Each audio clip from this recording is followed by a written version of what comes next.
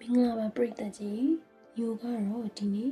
ခေတ်ပြောင်းချိန်ဆိုတဲ့ဝတ္ထုလေးရဲ့အပိုင်းနှစ်ကိုဖတ်ပြပေးသွားပါမယ်ရှင်အားလုံးပဲခံစားနာဆင်ကြပါအောင်ရှင်ကြီးရွာများသို့ဖိုးဖိုးအိမ်များရောက်လာခြင်းကြီးရွာဒေသများသို့ကိုယ်တိုင်လာရောက်ပြီးငွေများရရောစွာချီးသည်ကယခုတော်လှန်ရေးအစိုးရလက်ထက်ကျမှမဟုတ်သေးဟိုယခင်ယခုတော်လှန်ရေးကောင်စီဝင်များပင်ကလလရေးကြီးတတိမတင်မီကကျေးရွာသားများကြုံတွေ့ခဲ့ရသည်ဖြစ်ပါ၏ယခုဒီအစိုးရချီတာတဧက25ကျပ်လုံးဟိုယခင်ချီသူများကဘဲကလိမ့်မှာတော့နို့ပြီးယခုအစိုးရကစပားပေါ်ပြန်ဆက်ရသည်မဆက်ရင်ကျွတ်စီလောက်တတ်သည်ယခင်ကျေးဇူးရှင်များကဒီလိုမလုပ်ဘူးခမမြင်ဆက်မာအောင်စိုးနေသည်ကြာလီကြိုက်လေဖြစ်သောပုဂ္ဂိုလ်များပါတကား၎င်းတို့ကစစ်တီးကလာများဖြစ်ကြလေသည်အိန္ဒိယပြည်မဒရတ်မြို့နယ်များမှလာရောက်သောစစ်တီးကလာတို့သည်မြန်မာပြည်အင်္ဂလိပ်မင်းလက်အောက်လွန်ခဲ့သောနှစ်ပေါင်း60ကျော်90လောက်ကပင်မြန်မာပြည်ရှိမြို့ကြီးမြို့ငယ်အသွယ်သွယ်သို့ဝင်ရောက်ပြန့်နှံ့ခဲ့ကြသည်၎င်းတို့လုပ်ငန်းကအပေါင်ခံ၍ငွေတိုးချီစားခြင်းပင်ဤဝတ္ထုတနေရာ၌ဖော်ပြခဲ့သည်တောသူတောင်သားတို့၏လှုပ်အားကိုခုတ်သွေးဆုပ်ရန်ဖြစ်ကြသောရှက်ကန်းချီပုံပေးတရုတ်တို့သည်ဗုဒ္ဓဘာသာဝင်များလုပ်ကြကရွာရီရှိဘုန်းကြီးကျောင်းများသို့တွားရောက်ဥပုသ်ဆောင်ခြင်းလူရန်ခြင်းဖြင့်ကျေးရွာလူကြီးလူကောင်းများနှင့်မိတ်ဆွေသင်္ကဟများဖြစ်ကြကသူတို့လုပ်ငန်းကိုတိုးချဲ့တွင်သည်စစ်တီကလာတို့ကဘာသာရေးအခြေခံကြီးသူများဖြစ်ကြ၍ဖုံးတော်ကြီးကျောင်းများသို့ဦးမလဲကြဘူးမြို့ပေါ်ရှိမြေစင်းဌာနရုံးမှမြည်သည့်ရွာတွင်မြည်သူမြည်ဝါလေဧကမြည်များရှိကြသည်ကိုကြည့်ရှုပြီးနောက်သူတို့နှင့်ပေါင်း၍တင်၍ရနေပြီဖြစ်သောဗမာဒလန်တယောက်ယောက်နှင့်လဲပိုင်းရှင်အိမ်သို့ဓာတ်ရိုက်ပင်လာရောက်မိတ်ဖွဲ့တတ်ကြလေသည်ကျွန်တော်တို့ကချစ်တီးတထိအာရနာကြီးတိုက်ကစည်ရေးကလေးတွေပါအကိုတို့လိုလုပ်ငန်းကြီးကြီးလုပ်တဲ့လူကြီးလူကောင်းတွေအလုပ်တိုးချဲ့ဖို့ငွေများလို့ရင်ကျွန်တော်တို့တထိကအနည်းဆုံးတိုးနဲ့ချေဖို့လွှတ်လိုက်ပါတယ်အကိုသူ့ကျိုးကိုကျိုးအတ္တပရာနှဝအကျိုးရှိဖို့ပေါ့အကို၎င်းတော်လိုက်စည်ရေးခေါ်ချစ်တီးကလာတို့ကမြန်မာစကားကိုရေးလဲတက်ကြပြီဖြစ်သည်မိမိအိမ်ပေါ်ငွေတက်ပေးနေတယ်ဆိုတော့မယူခြင်းသူမရှားလိဘူးလားခင်ဗျာဟေးမင်းတို့အနည်းဆုံးတိုးကဘလောက်လဲကွာဆိုပါအောင်ဟုမေးလိုက်ပါမများပါဘူးအကို100မှတစ်လောက်9မှတ်ပါချစ်တီးတိုက်တွေမှာဆိုရင်2ချက်ထက်မအောက်ပါဘူးအကိုမြို့ပေါ်ချစ်တီးတိုက်တို့တွင်2ချက်ခွဲတို့ဖြစ်နေတာလဲမှန်၏ယခုမှသူကပတ်ပြိုးမှုအတိုးကလေးနှင့်စာလုံးရေးစခြင်းဖြစ်၏ဒီတော့မြေပိုင်ရှင်ကြီးကဟဲတစ်ချက်တိုးမရဘူးလားကွဟုစစ်အံရပါတယ်အကိုလိုချင်ကျွန်တော်တတိကိုပြောပေးမှာပေါ့ဟုလျှော့၍လာ၏အကယ်၍လဲရှင်ကအိုးငါမင်းတို့အတူတွေနဲ့မချေးချင်ပါဘူးကွာငါမှလည်းအတုံးထွေတူမရှိသေးပါဘူးဟုညင်းဆိုစီအောင်တော့စစ်တီးသည်ရောက်မိမှဖြင့်လက်လွတ်မခံတော့ပြီဒါပေမဲ့အကိုကျွန်တော်တို့မှာအခုပါလာတဲ့ငွေ300ယူထားလိုက်အကိုချေးတာမဟုတ်ဘူးနော်ကျွန်တော်တို့ကအကိုကိုရုံလို့အပ်ခဲ့တာနောက်တစ်ခါကျွန်တော်တို့လာတော့မှအကို300မရှိဘူးဆိုလဲပြန်ပေးပေါ့ဟဲ့ဒီအတွင်းငါ3မိရင်ကွာအတိုးပေးနေရအောင်မလားအကိုကချေးတာမှမဟုတ်တာအကို3မိတောင်ဒီလားအတွက်အတိုးမပေးရပါဘူးအကိုရဲ့အေးငွေဆိုတာလက်ထဲရှိရင်3မိတက်လို့မေးရတာကွဟုတ်ပါတယ်အကိုကိစ္စမရှိပါဘူးအကိုအကျိုးဖြစ်ထွန်းမယ်ဆိုရင်3ပေါ့နောက်အလိုရှိလဲပြောပါကျွန်တော်နာမည်စာမိခေါ်ပါတယ်နောက်တစ်လကျော်ရင်ကျွန်တော်အကိုတို့အိမ်လာလဲပါအောင်မယ်ဒါနဲ့အကို channel မှာမပြောပင်များမရှိဘူးလားအရှိဘက် channel မှာရှိပါကွာဘာလို့လဲကျွန်တော်တို့ကငပြောဘက်နဲ့ထမင်းစားတယ်မဟုတ်လားအကိုအေးကြိတ်တလောက်ခုတ်သွားစမ်းကွာဟေးငဖြူ channel ကိုကလားတွေလိုက်ပြလိုက်စမ်းကွာဒါလည်းယူသွားစစ်တီးစွာမိသည်ဤရွာ၌ဂုံတိတ်ခါတမားရှိသည်ဟုထင်ရှားသောလဲပိုင်ရှင်ကိုဖိုးစင်ထံတွင်ငွေ300လက်လွတ်စပယ်ထားခဲ့၍ကိုဖိုးစင်ချမ်းမှငပြောဖက်စီတလိပ်ကိုသူတို့ချစ်တီးလဲပေါ်တင်ကမြို့သို့ပြန်သွားလေသည်ပနာမတက်ရွှေပြစ်ခဲ့ခြင်းချစ်တီးများပြန်သွားလက်တော့ကိုဖိုးစင်နှင့်ဇနီးမမြရင်တို့တီတိုစကားပြောကြလေသည်စုပ်ဝင်မည်လက်ဝင်မည်ဟုတောရွာဒေသအလျောက်အခါအခွင့်တင်တိုင်းဘေးရင်မေးပြီးဟောထားတာကလည်းရှိသည်လူမျိုးခြားမဆမီဟုဆိုစကားလည်းရှိ၏ရင်းခေတ်တွင်ချစ်တွီးတွေကငွေကိုအတင်းလိုက်ချိန်နေခြင်းဖြစ်၍ဘေးရင်စရာတွေကလည်းဤသို့ဟောရန်သိနေသည်လည်းဖြစ်နိုင်၏လက်ထဲတွင်ငွေရောက်ကဘသူသည်မသုံးမဲအောင်ဤ၍နေနိုင်အံ့နီဈေးရုံဈေးဝယ်ဝါသနာပါသောတော်မြရင်ကအောက်ရက်မှငပိများကိုမှာယူရန်စိတ်ကူးရလေ၏ ကိုဖိုးစင်ကသဘောတူလေ၏မပီများရောက်လာပြီးနောက်အရိုင်းကိုစကွဲဆန်နှစ်ဆထိုးကပြုပြင်၍ဆင်းအိုးရဲသိပ်ပြီးလက်လီရောင်ရာလွန်စွာတွက်သားကြိုက်လေ၏ရင်းတို့ရှိနေစဉ်ချစ်တီးစွာမိသည်တလလောက်ရှိသည့်၌သူစကားအတိုင်းကိုဖိုးစင်အိမ်သို့ရောက်လာ၏ကိုဖိုးစင်ကစီးတဲ့၍ဟေ့စွာမိရတလစိတ်လို့မင်းငွေပြန်တောင်းရအောင်လာပြီလားကွစွာမိကပြပြတလဲဟာမဟုတ်ပါဘူးအကိုကျွန်တော်ဖြင့်ဒီငွေကိုသတိတောင်မရပါဘူးဟုတ်ဆိုပြီးသူနှင့်အတူပါလာသောထမင်းချက်ကလာအားချစ်တီးလိုပြောလိုက်သည်၌ထိုကလာကသူတို့ချစ်တီးလဲပေါ်မှတောင်းတလုံးကိုချသည်၎င်းတောင်းထဲ၌ချက်ပြုတ်ရန်အိုးခွက်ငရုတ်ချက်သွန်စီစားနှင့်ကြက်ရှင်များပါလေရာဒါကိုကြည့်၍ကိုဖိုးစင်ကအေးမင်းတို့ကကြက်ရှင်လဲလှီးပြီးမှစားကြတယ်နော်လူအရှင်လက်လက်ကိုပင်သွေးစုံရန်လာရောက်ကြိုးပမ်းနေသောချစ်တီကလာအားဗမာပီပီတရားတန်ပပလေးပြောတော့စွာမိကအလွန်နှိမ်ချသောအတန်ဖြင့်အကိုရဲ့ဒါကကျွန်တော်တို့လူမျိုးထုံးစံဖြစ်နေတာကိုခွင့်လွှတ်ပါနော်အကိုတို့လည်းစားရအောင်လို့ကျွန်တော်ပုတ်ပုတ်မှုမှုဝေခဲ့ပါတယ်ဆက်ရှိသောကလားလူမျိုးတို့သည်လူမျိုးခြားချက်သောအစအစများကိုလက်ပြားနှင့်မှတ်မထီကြကျွန်ုပ်တို့ဗမာများကဘာကောင်ကြီးကပဲချက်ချက်ကောင်းလျင်ဟဲကြသည်သာချစ်တီကလားချက်သောကြက်သားဟင်းပဲဟင်းနှင့်ခရမ်းသီးကြော်တို့သည်တောရွာမှကိုဖိုးစင်တို့အိမ်သားများကတွင်မဆလာနံ့ပြင်းပြင်းနှင့်တမျိုးထူကြလေသည်ချစ်တီစွာမိတို့သည်မိတ်ဆွေရင်းချဖြစ်ရန်တမင်တကာလာရောက်ချက်ပြုတ်ကျွေးမိသည်ဖြစ်တော်လေသူတို့သည်မြန်မာလူမျိုးများနှင့်တမင်လက်ဆောင်စား၍တော့မဖြစ်ကြသူများပကံခွက်ရောက်ကိုလည်းမထိလို့၍သူတို့ကမပြောပတ်ထဲစုပုံစားကြပြီးကိုဖိုးစင်တို့အိမ်သားများကိုဟင်းသက်သက်ခိုက်၍ပေးလေသည်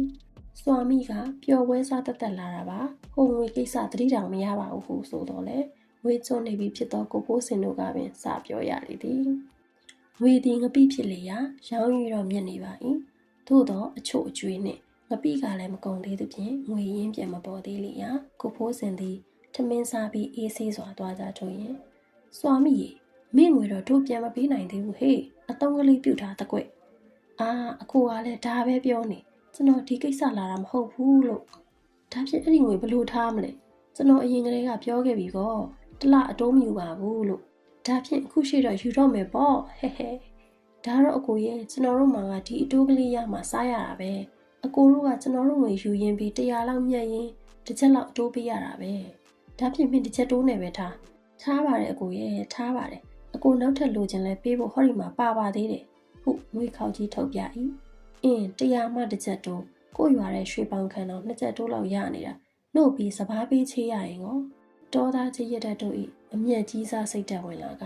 လင်မယား2ယောက်တိုင်ပင်ပြီးတကားလငွေ900ပြေးလိအောင်နောက်ထပ်စွာမိထံမှယူလိုက်လေသည်ဤကကျေးရွာလဲပိုင်ရှင်များအားချစ်တီကလာကမြည်တို့စတဲ့အပင်သွင်းသည်ကိုအချင်းမြဖော်ပြခြင်းဖြစ်ပါသည်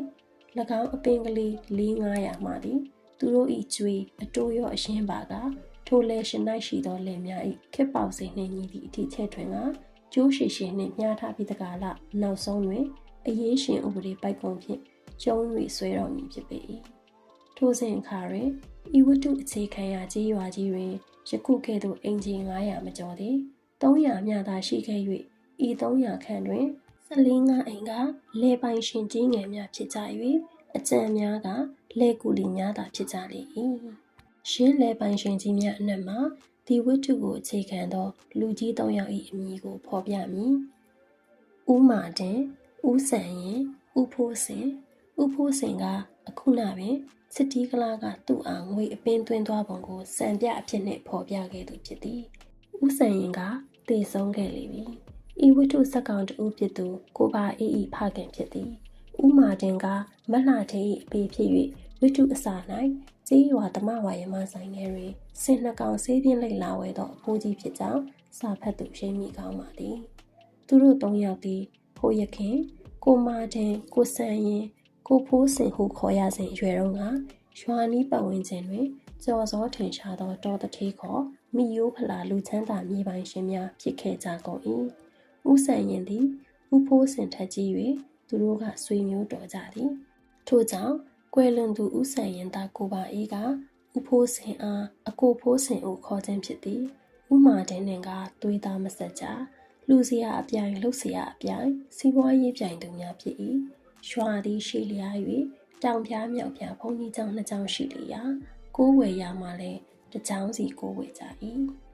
ချစ်တီးကလားများရွာသို့မချင်းကပ်မိကသူတို့သည်ရိုးရိုးမှန်မှန်ဝဲနှင့်အားမြားနှင့်လေကိုလှုပ်အားနှင့်ကိုချင့်ချိန်သုံးဆွဲခဲ့ကြသည်ချစ်တီးတွေအိမ်အရောက်ငွေဆက်ကူခောက်တွေလာပေးကြတော့ကိုအိုဝါတို့ဘဝင်မြင့်ကြကမိမိကိုမိမိဖုံးကန်ရှင်များပင်ထင်ကြလျက်လုပ်ငန်းချက်တွင်ချင်းအတုံးအစားလက်ဖွာခြင်းသားသမီးတို့၏စင်ရင်တစားဆင်ခြင်းအလူတန်းတွင်အားကြမခံလုပ်ခြင်းအမှုတွေကိုပြုကြလေ၏ကျွန်တော်တို့တတိမှာငွေတွေအများကြီးရှိရဲ့အကိုဒါတွေအကိုတို့သုံးပေးမှကျွန်တော်တို့အတိုးကလေးတွေရလို့ထမင်းစားရမှာပါအကိုဖုန်ကြီးကျောင်းစာအတော်အသင့်တက်တီကလွဲ၍ဘာမျှအပြင်းပန်းစာပေဘ ഹു တုတာမရှိကြသောတောသားကြီးများချစ်တီးစကားကိုအဟုတ်ထင်ကြကုန်သည်ချစ်တီးငွေကိုယူ၍သုံးဆွဲပေးခြင်းဖြင့်သူတို့ကိုသူတို့မဟာကီးဥနာရှင်ကြီးများအောင်မေးကြသေးသည်သူတို့ဘင်္ဂလားတိုင်းပြည်ကငွေသားပေါ်ပြီးအစားတောက်ကတဲရှားဆိုပဲကွာဒါနဲ့ဒီပြည်ရောက်ပြန်တော့လေငွေသားရှိပြီးခမများများဘာမှမလုပ်တတ်မကိုင်းတတ်နဲ့တို့လိုယုံကြည်စိတ်ချရတဲ့လူစီမှာငွေတို့ကလေးချေးစားကြရရှာတာကွချစ်တီးငွေတွေအိမ်တိုင်းရောက်လာပြီးနေစဉ်အချိန်တုန်းက18နှစ်သားမျှသာရှိအောင်မြေမောင်ပါအေးအားသူ့ဖခင်ဦးဆန်အေးကပြောခဲ့ဖို့ကြောင့်ယခုဦးပါအေးကရှေးဟောင်းနှောင်းဖြစ်တွေနှင့်ပြန်ပြောလေးရှိသည်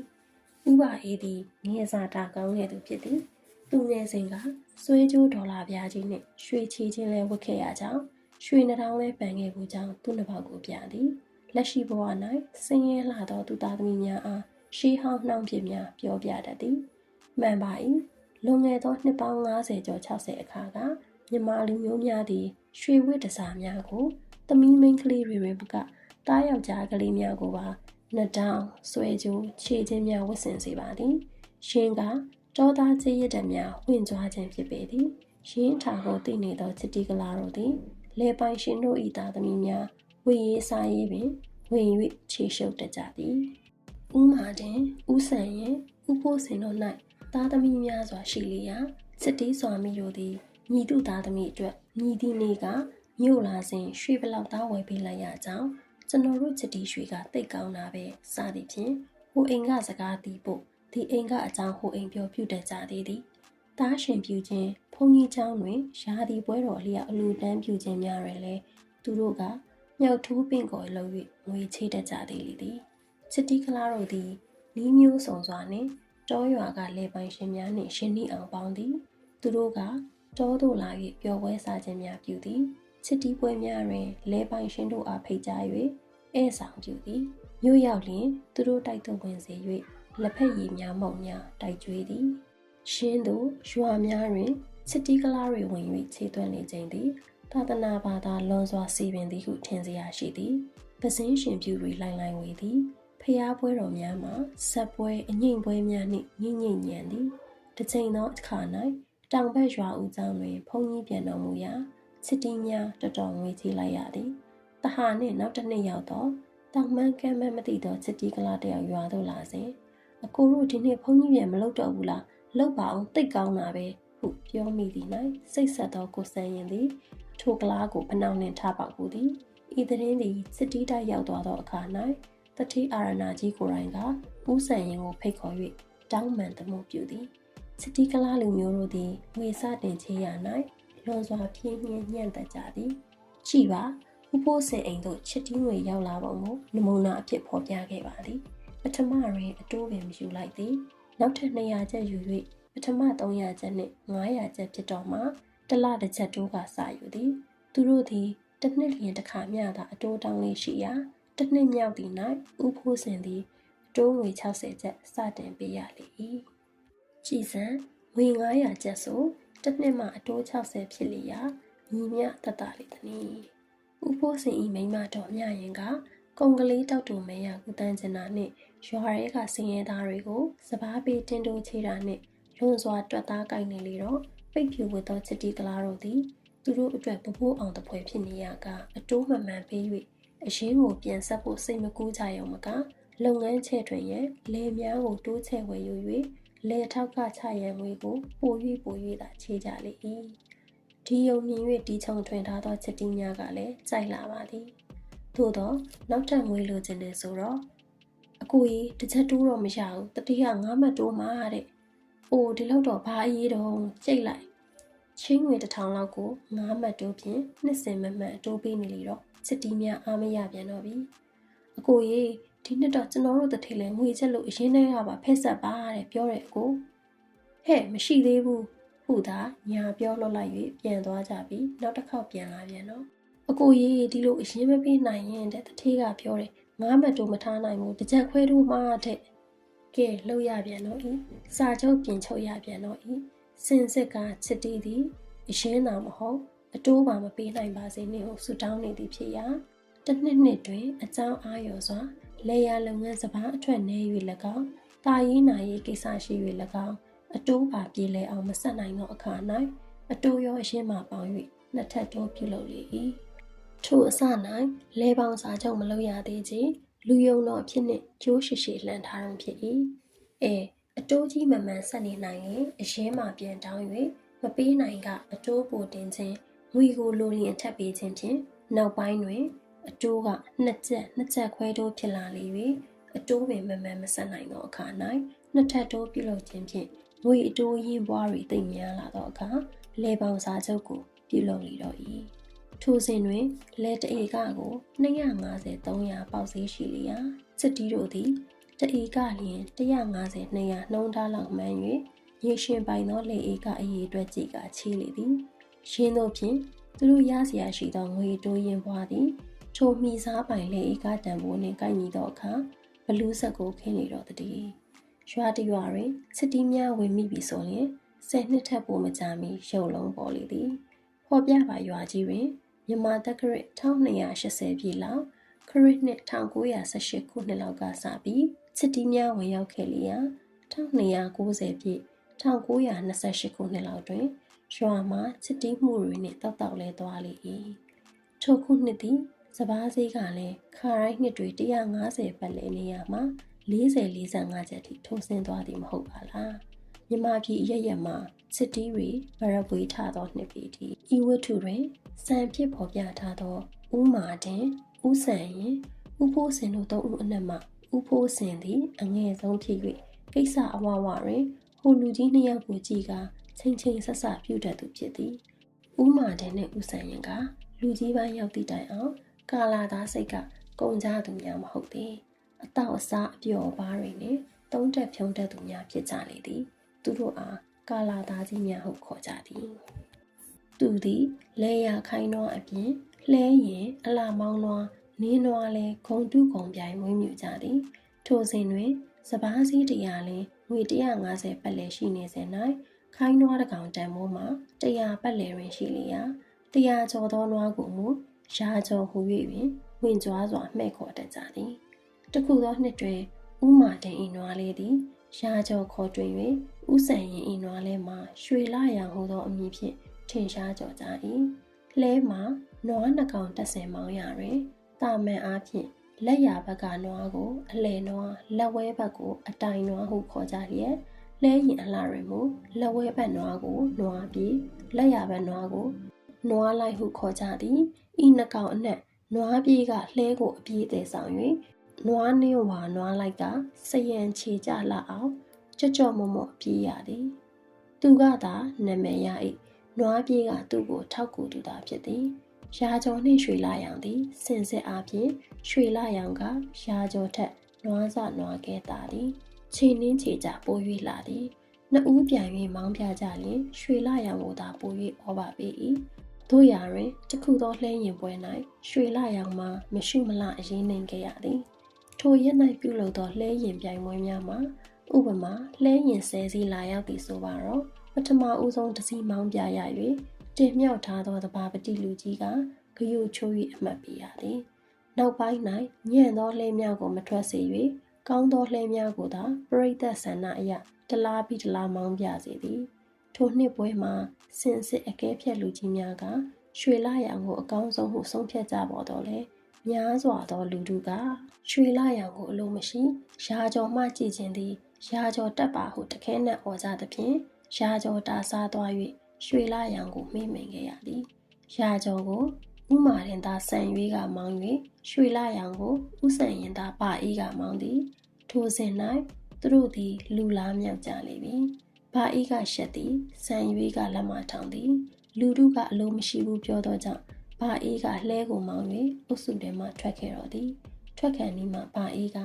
ဟေ့စံရွေးရမင်းတို့ဒီထိလုပ်ဖို့မကောင်းပါဘူးကွာမင်းနဲ့ငါရီးစားလူပတ်လည်းမဟုတ်ပါဘူးကွာဒါကိုစံရွေးကပြက်ပြက်လူအောင်နာသည်အเจ้าမှာဘာအေးသည်စံရွေးညမလှထင်းနေကြိုက်နေကြောင်းတရွာလုံးလို့တီးပြီးသားဖြစ်နေသောကြောင့်ဒီစင်စစ်တော့ဤလဲပြိုင်ပွဲ၌မြစ်တီမှာစံရွေးမဟုတ်ပါကြီးသူ့ဖေဥမာတင်ကြီးသာဖြစ်ပါ၏အတော့ကမူဥမာတင်သည်ဤလဲပြိုင်ပွဲ၌လာရောက်ကြည့်ကြတော့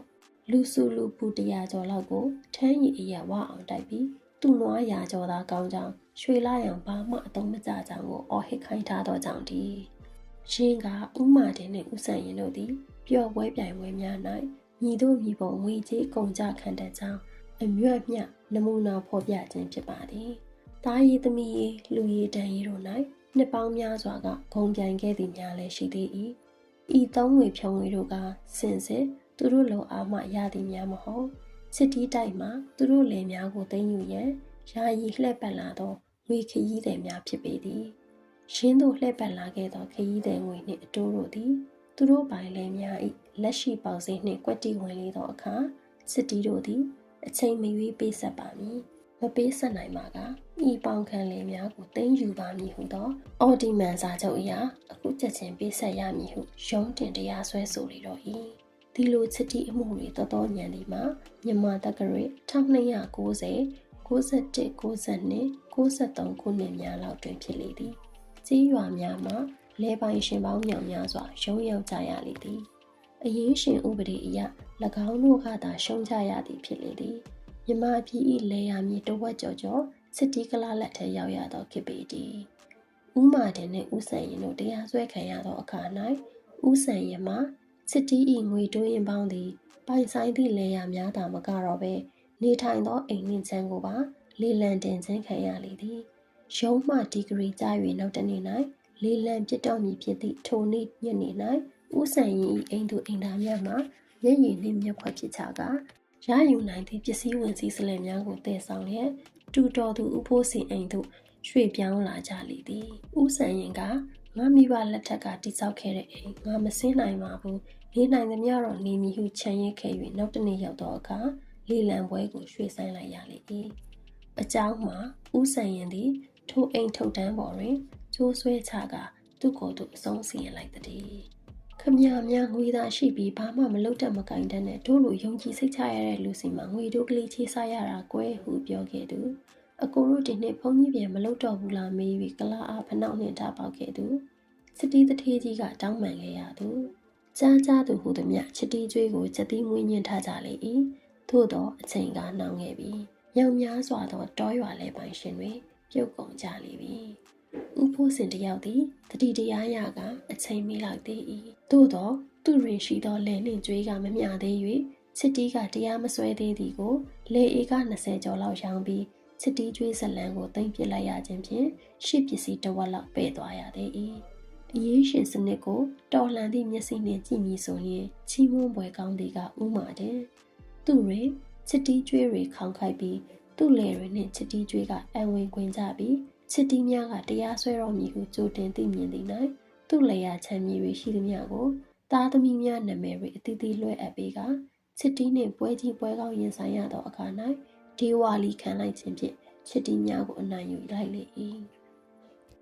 ငါလက်ခွီသူတို့ငွေရင်ကငါအတိုးတွေနှစ်စင်ဆက်နိုင်တော့ဆက်ခဲ့ရတာနဲ့ကြေရုံမကပိုတောင်းနေပါပြီကွာသူတို့ဥပဒေစာရွက်ပေါ်မှာရှိတဲ့အတိုးနဲ့မြေခံရမယ်ဆိုလဲခံပါရစေတော့ကျွေးရှိမြေခံရမယ်ဆိုတာကတို့ဗမာတရားကွငွေရင်းမဟုတ်ဘဲနဲ့သူတို့ဟာသူတို့တိုးချင်တဲ့လောက်တိုးထားတဲ့အတိုးတွေကျွေးလောက်ထားတာကကလားဥပဒေကွဟူသောဆောင်ပုဒ်ဖြင့်တော်လန်ခဲ့သူဖြစ်သည်တို့ဖြင့်ဥမာတင်သည်ဒီဝါလီခံသည်လူငွဲစာခံသည်ဟု